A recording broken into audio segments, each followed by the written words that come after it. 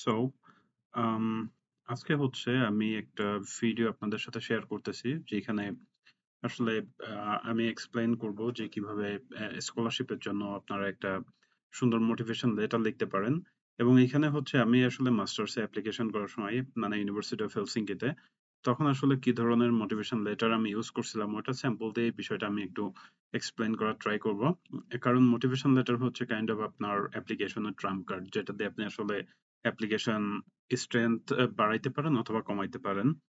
So basically motivation letter যখন আপনি লিখবেন, তখন দেখবেন যে প্রতিটা ইউনিভার্সিটিতে আসলে তাদের বেসিক কিছু কোশ্চেন মেনশন করা থাকে। তার মধ্যে এই ৪-৫ টা কোশ্চেন কমন। এটার বাইরেও দেখা যায় যে আপনার ইউনিভার্সিটি ভেদে কোশ্চেন কম বেশি হইতে পারে, যে তারা আপনার একাডেমিক ব্যাকগ্রাউন্ড সম্পর্কে জানতে চায়।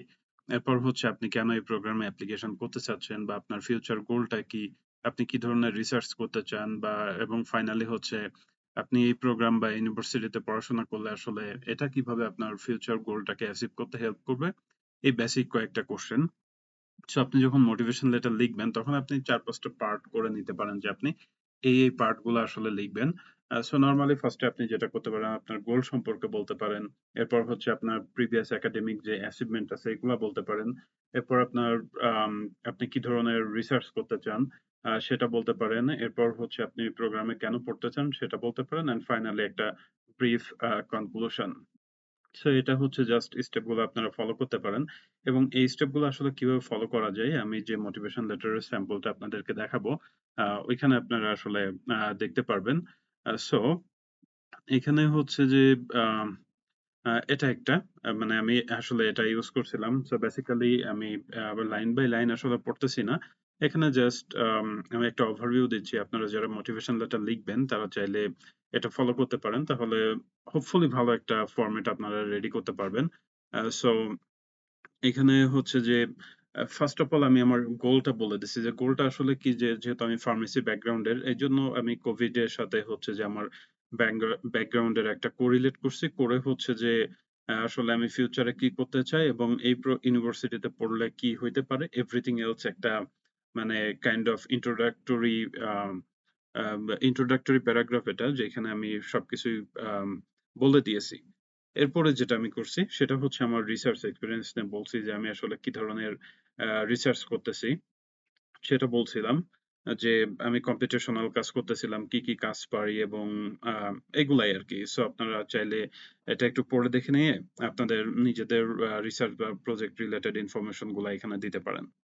এরপর যেটা ছিল যে আ এখন হচ্ছে যে আম আমার একাডেমিক অ্যাচিভমেন্ট আসলে কি ছিল? অবশ্য সেরকম কোনো অ্যাচিভমেন্ট ছিল না। জাস্ট ডিপার্টমেন্টে 6 পজিশন পাওয়া বলেই। সো এগুলা প্লাস আমি কি কোর্স পড়ছিলাম এটা বলছিলাম। আপনারা চাইলে এখানে আপনাদের যদি কোনো আম আপনাদের অ্যাচিভমেন্ট লাইক আপনাদের জিপিএ ভালো থাকে সেটা মেনশন করতে পারেন। আপনারা যদি কোনো অ্যাওয়ার্ড পেয়ে থাকেন সেগুলোও বলতে পারেন।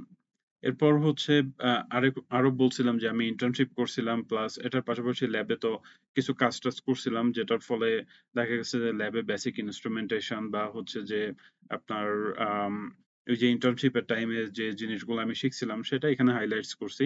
বিষয়টা এরকম না যে এই কাজগুলো আমি পারি। বাট এটা দিয়ে অ্যাডমিশন কমিটিকে বোঝানো যে তোমাদের ওইখানে আসলে যা আছে ওই রিলেটেড কাজ যদি হয় তাহলে হয়তোবা আমার জন্য ইজি হবে। কারণ এই জিনিসগুলা দেখা যায় মোর অর লেস আপনি যদি বায়োকেমিক্যাল কোনো ল্যাবে যান তখন হয়তোবা থাকবে। বাট এটা আসলে ভ্যারি করে। এনিওয়ে, সো আপনাদের এরকম ইন্টার্নশিপ থাকলে অবভিয়াসলি সেটা নিয়ে আপনারা কথা বলবেন। এরপর হচ্ছে যে কেন আমি হচ্ছে যে এই প্রোগ্রামটাতে ইন্টারেস্টেড এটা খুবই ইম্পোর্টেন্ট। আপনাকে আপনার ব্যাকগ্রাউন্ড, আপনার ফিউচার গোলের সাথে হচ্ছে এই প্রোগ্রামটাকে অ্যালাইন করতে হবে। যেহেতু আমি ফার্মেসি ব্যাকগ্রাউন্ডের স্টুডেন্ট, অবশ্যই ফার্মাসিউটিক্যাল রিসার্চ যে প্রোগ্রাম এটা অবশ্যই আমার জন্য আরো বেশি মানে স্যুট করে। সো ওই বিষয়টাই আমি এখানে আ লিখছি এবং কনভিন্স করার ট্রাই করছি যে হ্যাঁ, আমার হচ্ছে যে এই কারণেই আমি আসলে এই প্রোগ্রামটাতে ইন্টারেস্টেড।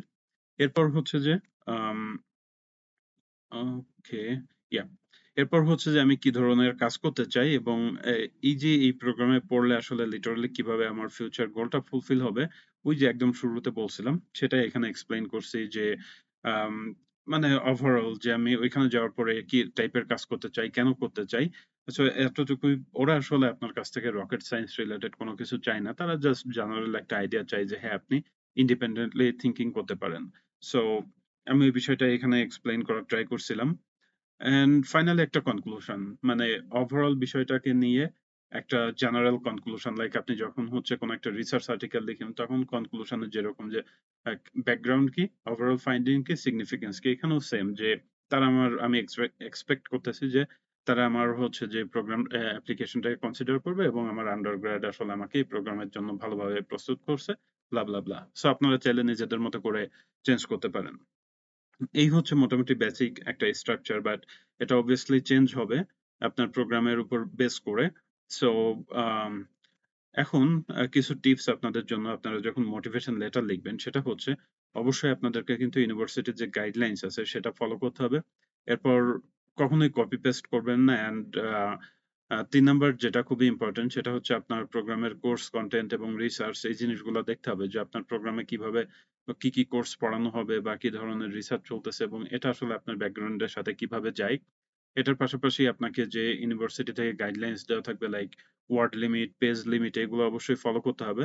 এবং একটা জিনিস সেটা হচ্ছে যে আপনি দেখবেন যে ওরা আসলে ৪-৫ টা কোয়েশ্চেন সেট করে দিবে।